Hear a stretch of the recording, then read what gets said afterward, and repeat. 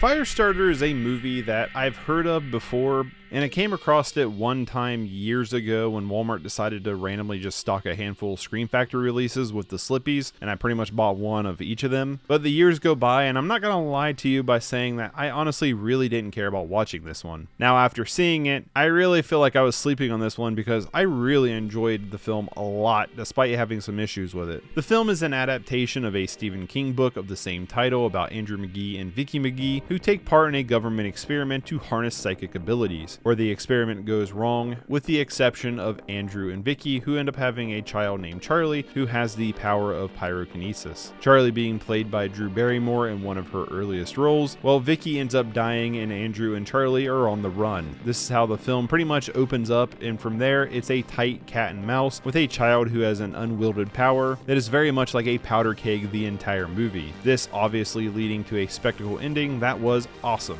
The story of the film I found to be really intriguing, especially making it more of a character-driven piece rather than being lost in the sauce of the experiment and conspiracies. We spent a lot of time with Andrew and Charlie to build their bond and characters that makes it integral to the climax of the film that actually pulls you in. The film does everything to present itself as serious and never drives away from that. Besides one character, that is one of the biggest issues I have with the film. Every character feels fleshed out, every character has a certain level of depth to them, except for one of the main antagonists in George C. Scott's character, Rainbird. Rainbird is a good right-hand man, but his plan at the end of the film just didn't really connect. I felt like it didn't really have any motive or really make much sense. I'm not sure what the angle they were trying to go for with it was, and maybe it's a detail I missed on a first viewing. I definitely want to watch the movie again for sure, so maybe it'll connect with me more on a second viewing, but that climax scene with him in the barn just felt kind of forced and unfortunately very cheesy for a film that was otherwise taking itself pretty seriously. That led into the spectacle of the climax that was really good. In terms of pacing, I felt like the first act and the final act really blew by, where there's a section in the middle where she's at